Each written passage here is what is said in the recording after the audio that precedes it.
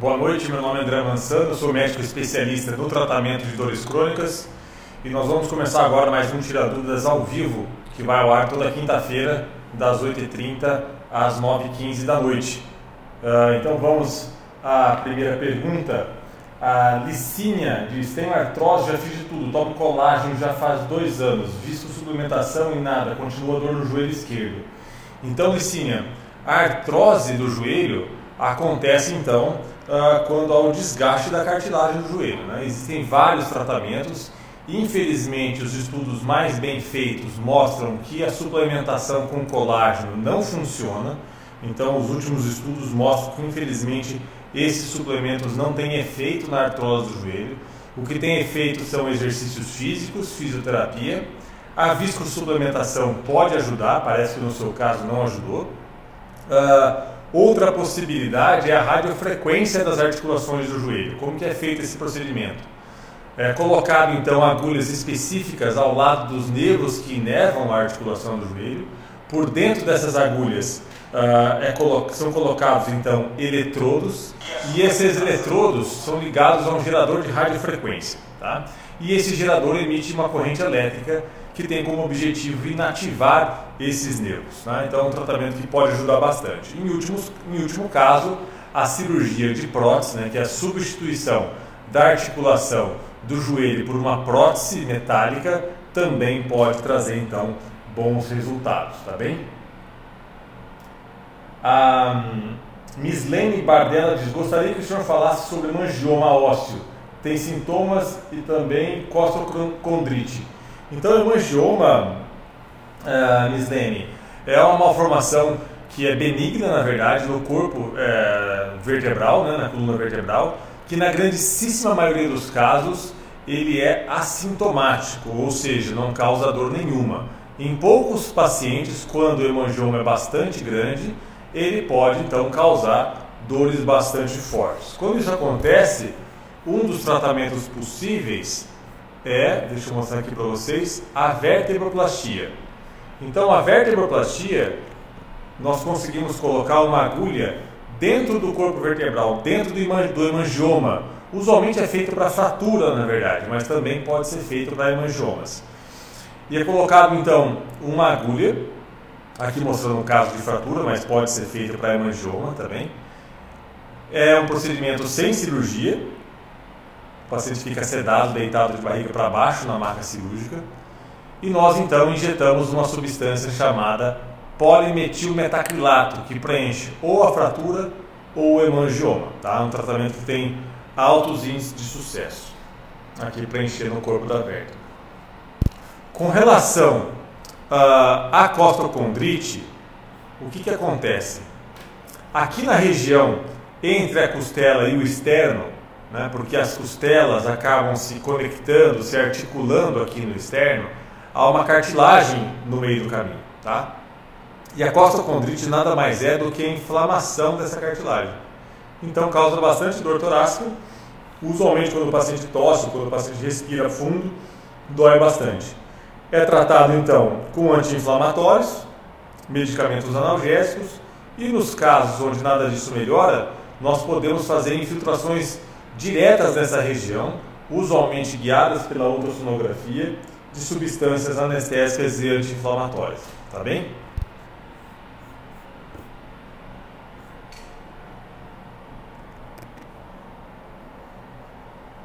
A Maria Isabel, Maria Oliveira, Célia, então boa noite a todos. A Paula Gonçalves: boa noite, doutor. Fibrose depois de dissectomia só resolve com cirurgia? Paula, na verdade, muito pelo contrário. A gente sabe que quanto mais o paciente opera, maior a probabilidade de formar fibrose, né? Então, já tem vários estudos mostrando que, à medida que o paciente vai sendo reoperado, a incidência e a intensidade das fibroses vão aumentando, né? Então, existe um procedimento chamado epiduroscopia, né? A epiduroscopia, nós navegamos um catéter através de um orifício ósseo que fica acima do cóccix, e esse catéter a gente coloca uma câmera dentro dele, né? Então nós vamos, de certa forma, enxergando essas áreas de fibrose e tentando desfazer essas áreas de fibrose, não só com esse catéter, mas também com medicações injetadas através desse catéter, tá bem?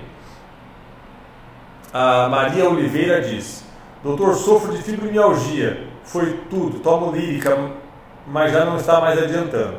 Então, Maria Oliveira, com relação à fibromialgia, algumas coisas são muito importantes.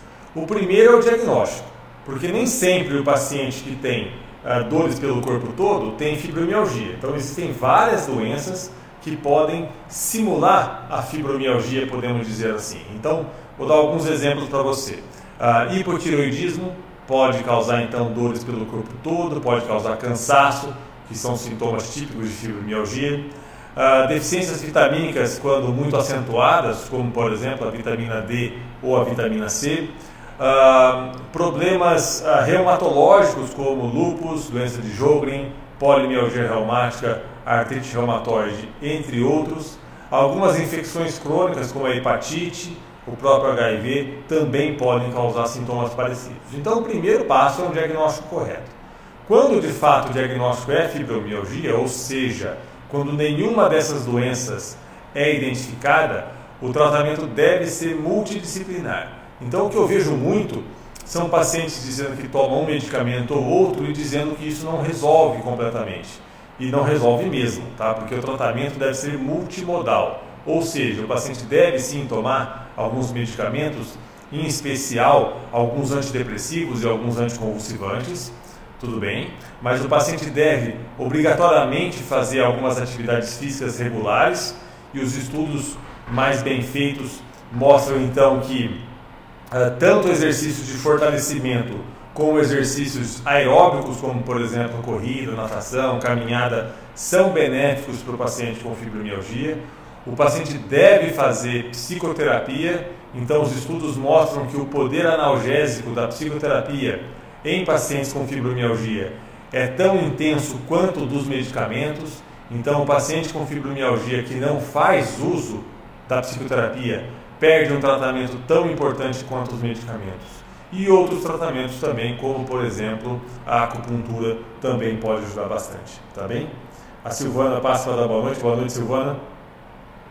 A Maria Isabel Caminhato diz: doutor, quebrei uma vértebra da coluna, depois de muitos bloqueios fiz cirurgia. Foram colocados 10 pinos, daí as dores desceram para as pernas. Mais bloqueios, depois de 4 anos abri a coluna outra vez para a retirada de pinos, porém não foram tirados. Tirou um só e as dores pioraram. O que devo fazer? Maria Isabel, converse com um médico de confiança seu a respeito de um procedimento chamado estimulação medular. Eu vou mostrar o que é brevemente aqui. Isso que você está vendo aqui é o estimulador medular. Nesse procedimento, nós colocamos um eletrodo que repousa atrás da coluna do paciente, tá bem? E esse eletrodo nós conectamos a um gerador. Esse gerador fica debaixo da pele como se fosse um marca-passo, tudo bem? Como se fosse um marca-passo. E emite impulsos elétricos o tempo todo na medula para inibir a dor do paciente. Nos pacientes que têm dores após cirurgia de coluna, talvez seja o tratamento mais estudado, com mais evidência científica para melhor. Tudo bem?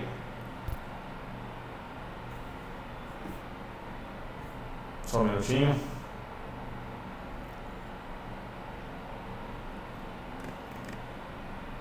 Helena Pereira dá boa noite. Boa noite, Helena. Daniel Domingues diz: boa noite, doutor. A musculação pode ser feita para quem tem hernia de disco L4 e L5, porque nunca indicam. Daniel, exercícios físicos são benéficos para quem tem problemas na coluna. Então é muito errado, muito comum pacientes e alguns profissionais de saúde dizerem para os pacientes que ele tem uma coluna muito frágil, que tem hérnia, que tem degeneração e que por isso ele não pode pegar peso, não pode fazer exercício, coisas do tipo. Isso é errado, na verdade. O sedentarismo piora muito os quadros de degeneração da coluna lombar. Agora, é claro que esses exercícios devem ser orientados por um profissional da saúde, né? De preferência exercício físico por um educador físico, aliado ou não a um bom fisioterapeuta, tá bem? Mas não há contraindicação formal para isso, não. Oi, me chamo Suzane e sinto dores intensas na região abdominal e no corpo todo. Como posso saber o que é? Suzane, o primeiro passo sem sombra de dúvidas, é você consultar um especialista em dor para que ele te ouça, ou seja, para que ele conheça os seus sintomas e principalmente para que ele te examine. Tá? O exame físico é fundamental para o diagnóstico correto dos pacientes com dores crônicas. Em alguns casos é preciso então alguns exames de imagem, por exemplo, às vezes a ultrassonografia, eventualmente uma tomografia do abdômen. Isso vai depender do que o médico estiver suspeitando frente ao exame físico que ele encontrar, tá bem? A Lidiane Félix diz: tenho artrose, tendinite e bursite no quadril. O que posso fazer para melhorar as dores? Lidiane, exercícios físicos e fisioterapia são sempre benéficos nesses casos, tudo bem? Em alguns casos nós podemos fazer infiltrações guiadas.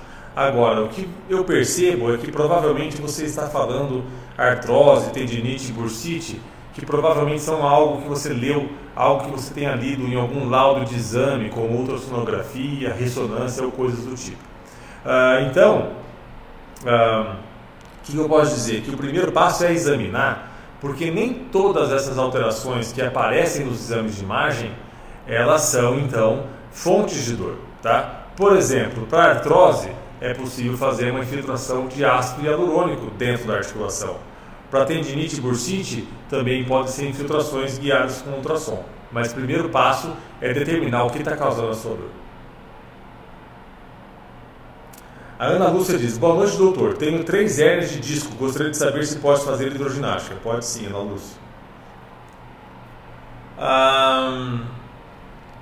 Anita Alves: boa noite, sinto muita dor no quadril. Faz 7 meses que estou fazendo tratamento. Fiz fisioterapia, alivia muito, mas ainda sinto muita dor, tenho hérnia de disco. Então, Anita, você disse que tem muita dor no quadril, faz 7 meses e que tem hérnia de disco. Nem toda dor no quadril, ela vem da hérnia de disco. Então, por exemplo, obviamente que a depender da idade do paciente, a artrose do quadril é uma fonte importante da dor no próprio quadril. Tá? Mas, por exemplo, outra fonte de dor possível é a articulação sacroiliaca. Deixa eu mostrar aqui para você. Então, a articulação sacroiliaca, como o próprio nome diz, é a articulação que fica entre o osso sacro e o osso ilíaco, que é o osso da bacia. É uma articulação como outra qualquer, no sentido de ter cartilagem no interior, tá bem? E ela pode, então, estar sujeita a processos de degeneração. Isso acontece mais em mulheres e acontece mais em quem fez cirurgia de coluna, eventualmente em quem teve algum trauma na região. Tá? E o paciente que tem um acometimento da articulação sacroiliaca, ele pode ter uma dor não só lombar baixa, mas também na região do glúteo e do quadril. Tá? O exame físico vai apontar se a articulação sacroiliaca pode ou não ser fonte da dor. Agora, a única forma de termos certeza que a dor vem da articulação sacroiliaca é fazer o que nós chamamos de bloqueio da articulação sacroiliaca. Então, guiado por um aparelho de raio-x, nós identificamos a articulação sacroiliaca, tá bem? Fazemos uma anestesia na pele, uma anestesia local, e guiamos uma agulha diretamente no interior da articulação sacroiliaca, tá bem? Como vocês estão vendo aqui nessa animação. Injetamos uma substância anestésica e anti-inflamatória. Isso tem 2 objetivos. O primeiro é o diagnóstico, porque se eu injeto uma substância anestésica e o paciente me diz em seguida que melhorou a dor, eu tenho a certeza que a dor vinha daquela estrutura em si. E também serve como tratamento, pois injetamos uma substância anti-inflamatória. Tá bem?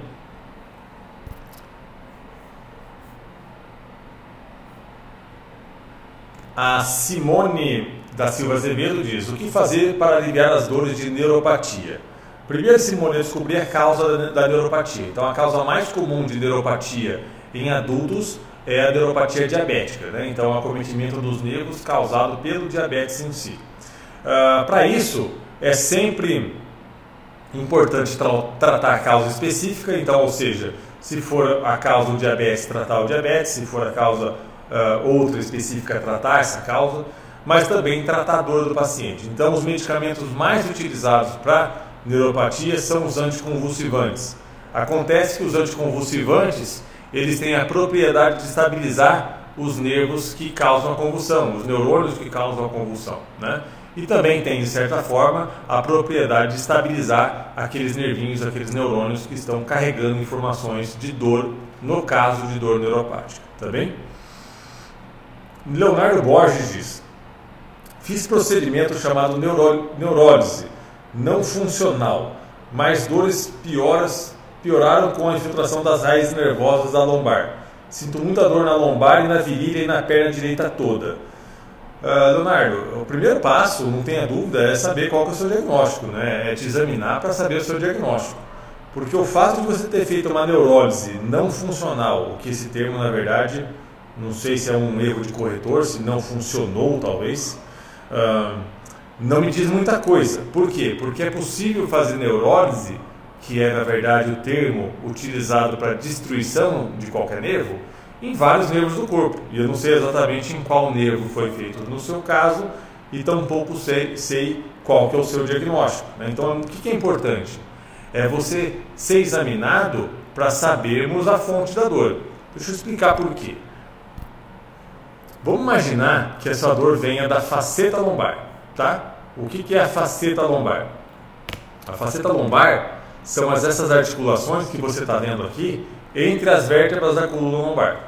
Também tem cartilagem, como tem a da sacroiliaca que eu mostrei anteriormente. Nos casos de acometimento das facetas lombares, é possível, em casos mais graves, mais refratários, fazer o que nós chamamos de radiofrequência facetária, que é um tipo de neurólise. Então, o que nós fazemos? Nós colocamos uma agulha ao lado de um nervinho que vai inervar aquela articulação causadora de dor, esse nervinho amarelo que você está vendo aqui, e nós então aplicamos uma corrente, colocamos um eletrodo ali e aplicamos uma corrente elétrica. Isso é a neurólise por radiofrequência. Mas isso só funciona em pacientes que têm dor facetária. Se tiver a dor de outra região, obviamente não vai funcionar, tá bem?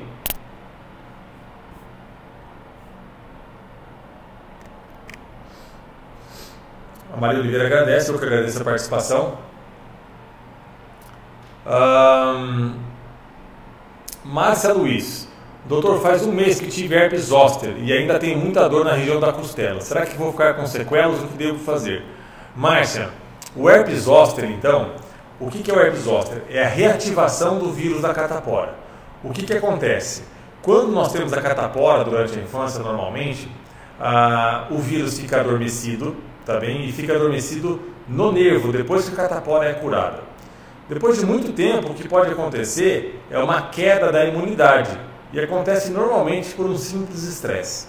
E esse vírus acorda e ele caminha do nervo até a pele, tá? E quando ele chega na pele, ele causa várias lesões bastante dolorosas. E mais do que isso, ele vai destruir o nervo à medida que ele caminha. A complicação mais temida do herpes zoster é o que nós chamamos de neuralgia pós-herpética. É o paciente continuar com dor mesmo depois de cicatrizadas aquelas lesões. E o que faz prevenir essa ocorrência de dor crônica pós-herpes zoster é o tratamento precoce, não só das lesões com medicamentos antivirais, agora esse tempo já passou no seu caso, uso de medicamentos e principalmente a realização de bloqueios. O quanto antes foram feitos os bloqueios, melhor para você. O que significa isso? Que vão ser identificados esses nervinhos que foram machucados pelo herpes zoster, tudo bem? E vai ser então infiltrado substâncias anestésicas e anti-inflamatórias, tá? Quanto antes for feito, melhor. Maria Isabel Caminhato agradece, eu que agradeço a participação. A Lucilene Macedo diz: boa noite, tenho desgaste na coluna, o que é melhor para melhorar a dor? Lucilene, se eu puder falar um tratamento aqui para melhorar a sua dor, com certeza é uma fisioterapia bem feita, tá bem? Rose e Silvana Prodóximo: boa noite, doutor. Tenho vários problemas na coluna, fibromialgia, artrose e uma prótese de joelho. Tenho vencido muito com caminhada e meditação e faço da minha vida tudo o que preciso. Rose, de fato, caminhada, que é um exercício físico bastante saudável, é bastante interessante para esses problemas que você citou, como fibromialgia, artrose e dores no joelho. E a meditação também, porque nós sabemos, e através de estudos científicos, isso já é provado, que o estresse piora qualquer tipo de dor crônica, né? Então, a tentativa do controle desses impulsos de ansiedade, de estresse, e a meditação seria muito interessante, também pode ser benéfico. Carla Bertoldo, socorro, que tem de novo para os choques da neuralgia do trigêmeo? Moro em Uberlândia, aqui no SUS, tem médico que nunca ouviu falar. Estou definhando de tanta dor, me ajuda. Carla, existem tratamentos muito efetivos para a neuralgia do trigêmeo, tá? É uma doença bastante sofrida, mas felizmente tem bons tratamentos. Primeiro, vamos mostrar aqui o que é o nervo trigêmeo. O nervo trigêmeo, vocês estão vendo aqui nessa figura à direita, é o nervo que fica dentro da cabeça, tá bem? E ele recebe esse nome trigêmeo porque ele tem 3 ramos. O primeiro ramo chama-se oftálmico e ele vai inervar essa parte aqui superior do rosto, tá? Que está pintado aqui mais ou menos em roxo. O segundo ramo chama-se maxilar e vai inervar então essa parte mais do meio do rosto, pintada aqui na figura em verde. E o terceiro ramo é o mandibular, que vai inervar essa parte inferior do rosto aqui, pintada em azul. O paciente com neuralgia do trigêmeo, deixa eu mostrar aqui para você, usualmente, o que ele tem? Ele tem crises de dor facial em um ou mais ramos do trigêmeo, que eu mostrei agora para vocês, sem radiação, além desses ramos. Usualmente, essas dores são do tipo choque e que vêm em crises e que podem ser desencadeadas por estímulos como falar, mastigar, escovar os dentes ou coisas desse tipo, tá?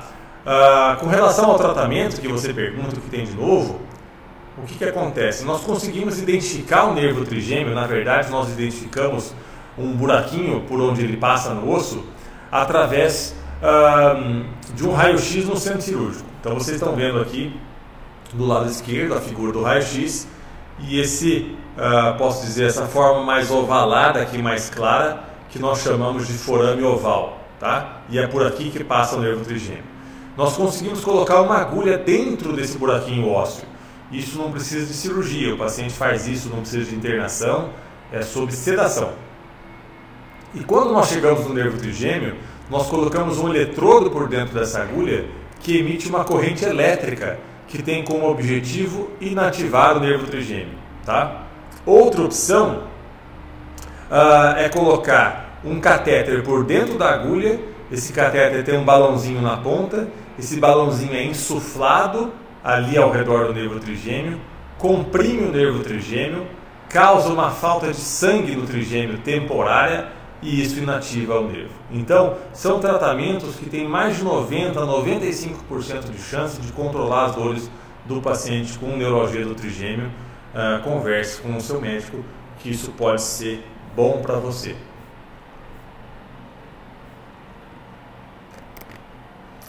A Isabel Cristina diz dores nos ombros. Então, Isabel, a causa mais comum de dores nos ombros, na verdade, são as lesões de tendão, do manguito rotador, que nós chamamos, né? Principalmente um tendão chamado tendão do supraespinhoso.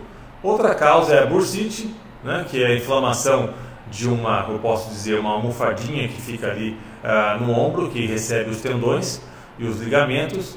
E outra causa é a artrose do ombro, né? O desgaste das articulações do ombro, tá bem?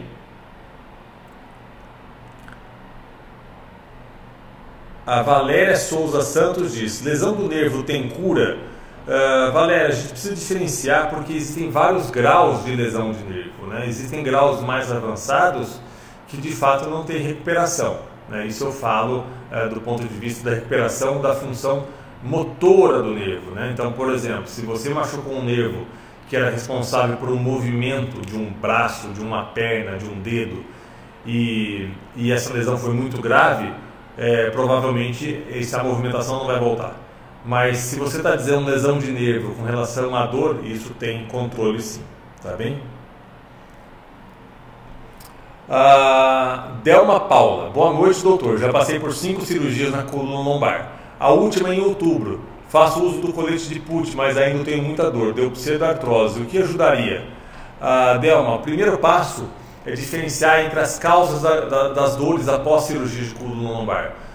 No meu site, que está aqui abaixo, drandremansano.com.br, na seção de vídeos, você vai encontrar ali um vídeo que eu falo sobre as principais causas de dores de dores após cirurgia de coluna, tá? Dá uma olhadinha nesse vídeo. Se você não achar, me escreva em inbox que eu mando o link para você. Esse é o primeiro passo. A Márcia Diniz dá boa noite Márcia. A Camila Brás Rabelo diz: doutor, boa noite, tenho um filho de 8 anos que chora o tempo todo. Ele tem encefalopatia grave com osteoporose e escoliose 98 graus. E que posso discutir com o médico para aliviar a dor dele? Ele irá fazer cirurgia Grauenhold. Então, Camila, a gente vê algumas dificuldades, não só pelo fato de ter encefalopatia. Eu não sei, na verdade, o grau da encefalopatia, não sei se ele consegue verbalizar alguma coisa, então isso dificulta muito a avaliação da dor, né? E o fato dele chorar pode estar relacionado à dor ou não, né? Pode estar relacionado, por exemplo, a uma crise de nervosismo, por exemplo, né?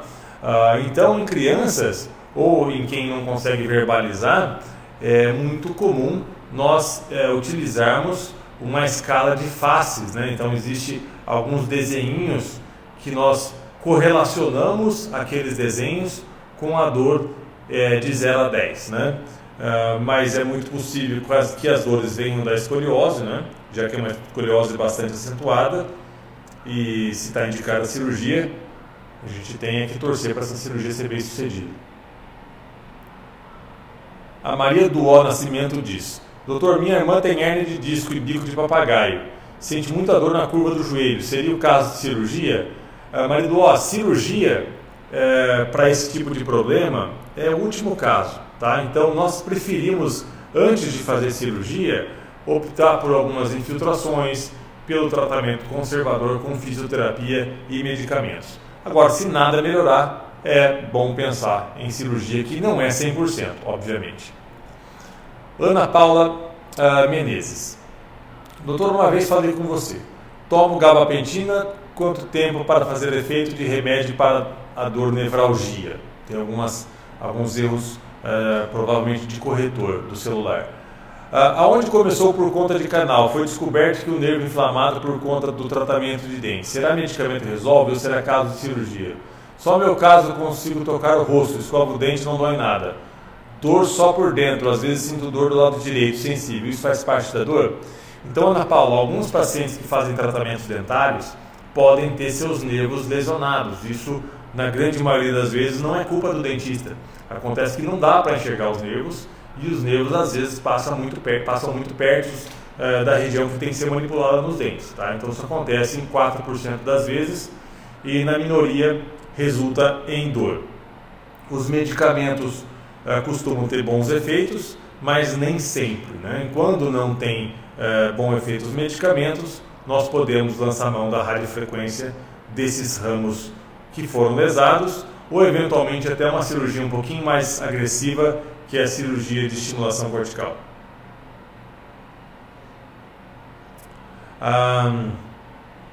Yolanda Martins Sorrentin: meu marido tem muita dor nos 2 cotovelos, foi ao médico, tomou melodicamente, na verdade deve ser meloxicam, que é um anti-inflamatório, não melhorou, o que fazer para melhorar? Yolanda, primeiro é fazer diagnóstico, né? Eu não sei se essa dor é de um ligamento, de um tendão ou, por exemplo, de uma artrose. Mas é possível fazer, por exemplo, terapia por ondas de choque, tá? Que é uma terapia que uma máquina externa emite ondas de choque que tem como objetivo acelerar a regeneração de alguns tecidos. E é possível fazer algumas infiltrações guiadas por ultrassonografia em estruturas específicas. Aí vai depender do exame físico para saber se nós estamos suspeitando da articulação ou de um tendão ali na região. Tá bem? A Simone da Silva Azevedo agradece pela resposta, eu agradeço pela participação. Enio Nicole da boa noite, Enio. Tati Barbosa: olá, tenho espondilolistese grau 1 na L4-L5, já fiz 2 risotomias químicas, a primeira não fez efeito nenhum, a segunda resultou melhor, uns 15 dias apenas. Tenho muita dor ainda, minha perna ainda puxa muito, não aguento. Então, Tati, existem vários graus de espondilolistese, né? Espondilolistese é o escorregamento de uma vértebra sobre a outra, grau 1, grau 2, grau 3, quanto maior o número, maior a gravidade do escorregamento. Agora, o que acontece é que nem sempre o quadro clínico do paciente tem correlação com o grau. O que eu quero dizer com isso? Tem pacientes que têm espondilolistese grau 3 e não tem dor, tem pacientes que têm espondilolistese grau 1 e tem muita dor, né? E o que você não falou, o que você faz e deve fazer obrigatoriamente é um tratamento com fisioterapia, né? Porque a risotomia química, de fato, usualmente não resolve esse tipo de problema. A Rosilda Richard diz: dor epicondilite desesperada de dor. Então, a epicondilite é um problema na região do cotovelo, né? Uma dor bastante intensa, até quando o paciente faz força com a mão assim. Ele é até conhecido, a epicondilite lateral, do lado de fora do braço, é conhecido como cotovelo do tenista, porque quem joga muito tênis pode ter mais propensão a ter esse tipo de problema. E um dos tratamentos muito interessantes para isso é a aplicação de ondas de choque, usualmente 3 sessões, tá bem?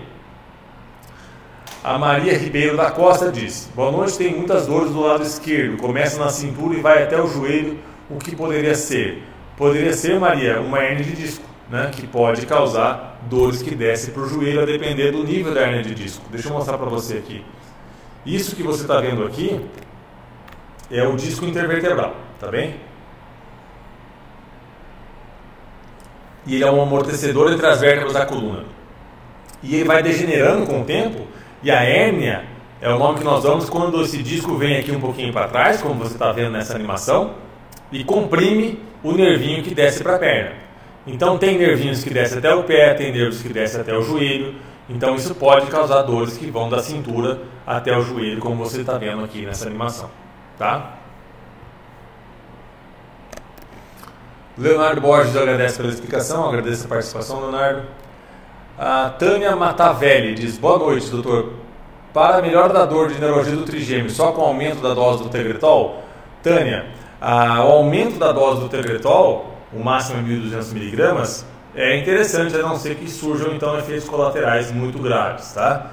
Outra possibilidade, e eu respondi isso para um ouvinte anteriormente, é a radiofrequência do trigêmeo. Deixa eu mostrar novamente para você que isso aqui é muito importante.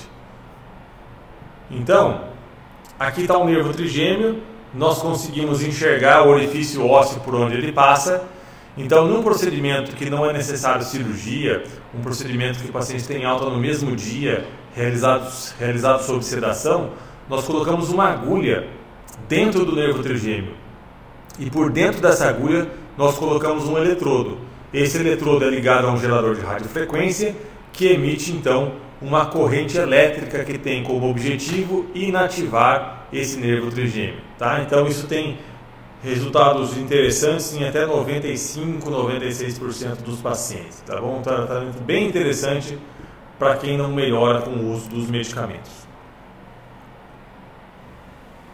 A Roseni Ronsetti diz: boa noite, te desejo que Deus continue te abençoando mais e mais, suas explicações têm me ajudado muito. Que bom, Roseni, que Deus te abençoe também. Altair Jesus: doutor, eu tenho hérnia de disco, estou até encostado no serviço, tenho muitas dores.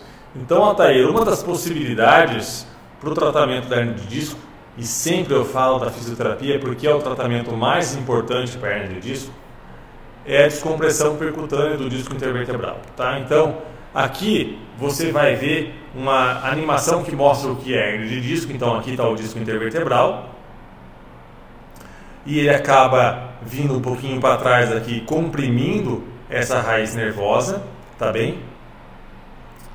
E nós podemos, num procedimento também sem cirurgia, colocar uma agulha dentro do disco intervertebral, como vocês vão ver nessa animação. Isso é feito sob sedação, sem necessidade de internação. Colocamos um eletrodo por dentro dessa agulha, navegamos até a região da hérnia e, entre aspas, cauterizamos essa região, tá? Então, existem vários dispositivos para fazer esse tipo de procedimento. Esse aqui cauteriza, existem dispositivos que aspiram esse conteúdo, então são bons procedimentos desde que o paciente seja adequadamente selecionado. Não é todo tipo de hérnia que pode ser tratada com esse tipo de procedimento, tá bem?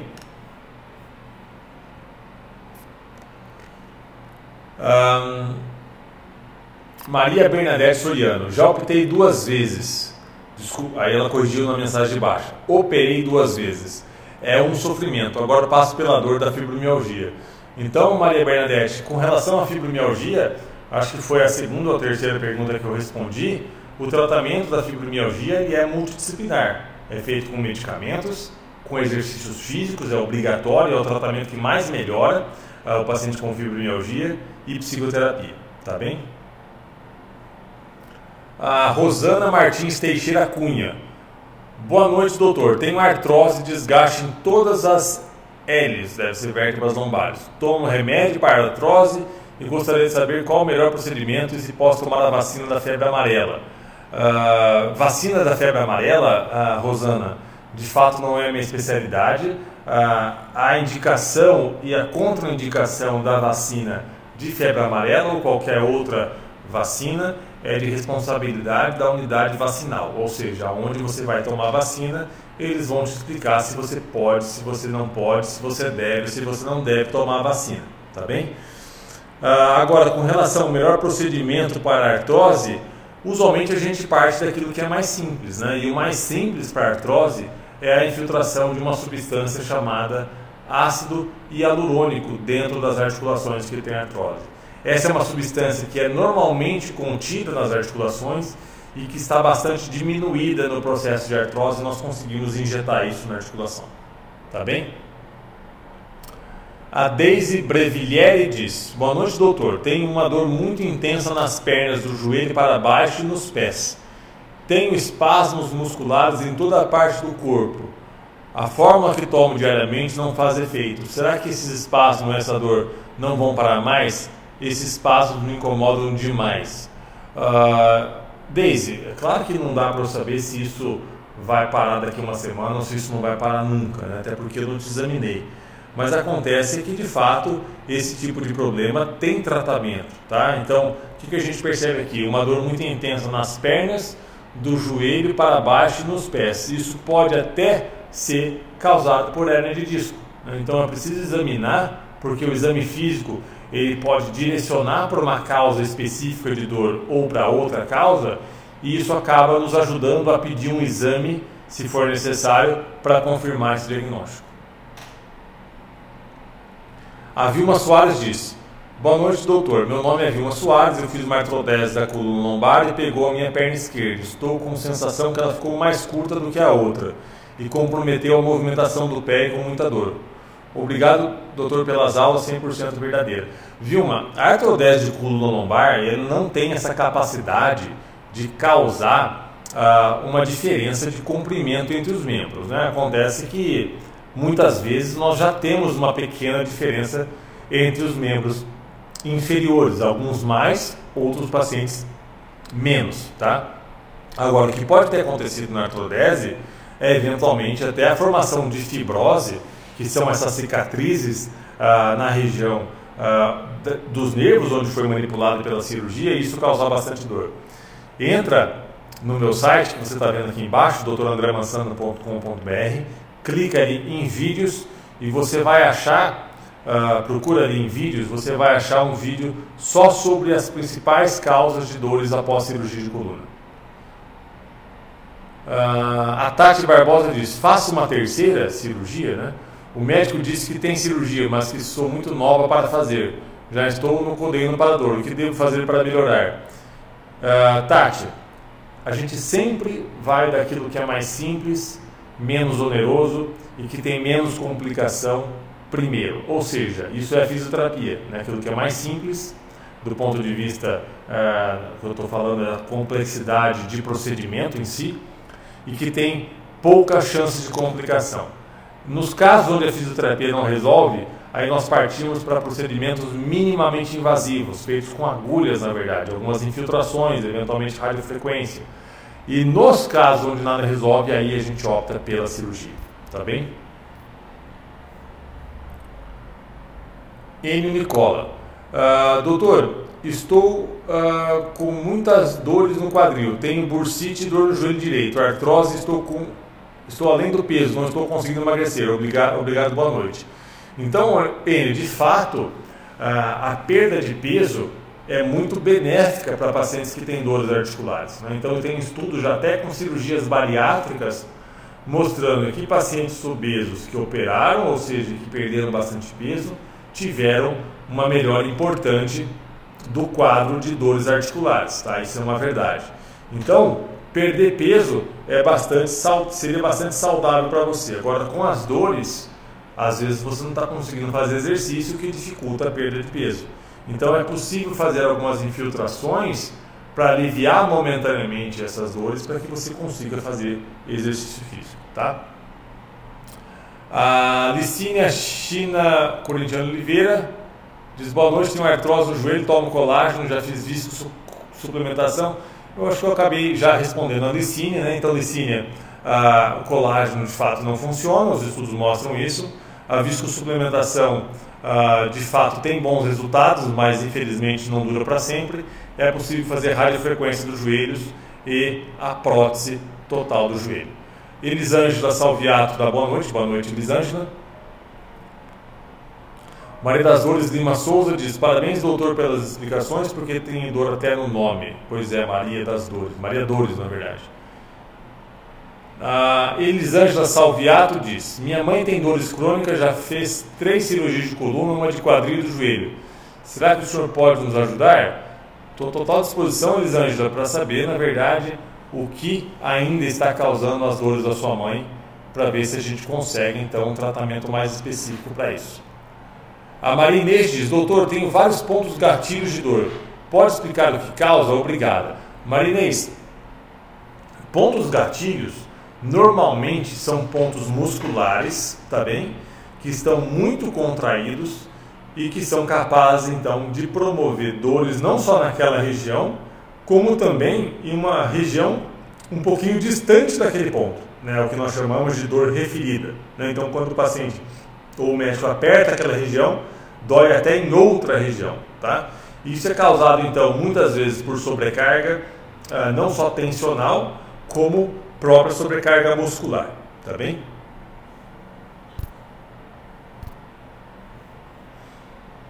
A Mercedes Vieira Proença diz: boa noite, doutor André. Fiz cirurgia do menisco e gostaria de saber se posso fazer academia, pois aqui não tem hidroginástica. Pode, Mercedes, desde que seja orientado por um educador físico, mas pode sim. A Socorro Jaque diz: boa noite, eu tenho dor no calcanhar. Então, Socorro, uma das causas bastante frequentes de dor no calcanhar é o que nós chamamos de fascite plantar. Deixa eu mostrar para você o que é isso. A fascite plantar, primeiro, o que é a fáscia plantar, né? A fáscia plantar é essa faixa que você vai ver aqui, que está debaixo do pé, aqui está mais ou menos amarelada, que vai desde o calcanhar até a região anterior dos dedos, tá? E essa fáscia plantar, ela então muitas vezes pode estar inflamada, principalmente perto do calcanhar. E isso causa então bastante dor, principalmente nas primeiras pisadas pela manhã. Ela está então associada a pacientes que têm sobrepeso, ou em mulheres que usam muito salto alto, ou em pacientes que ficam muito tempo de pé, ou que trabalham de pé, caminham muito ou correm muito, ou eventualmente em pacientes que têm deformidades nos pés, tá bem? Então nós chegamos ao fim de mais um Tira Dúvidas ao vivo, que vai ao ar aí às quintas-feiras das 8h30 às 9h15. Eu respondo então todas as perguntas até esse horário e respondo na ordem que elas chegam aqui para mim. E lembrando que essa gravação vai ficar disponível no nosso canal do Facebook e também no canal do YouTube a partir de hoje. Então tenham todos aí uma boa noite, até quinta-feira que vem.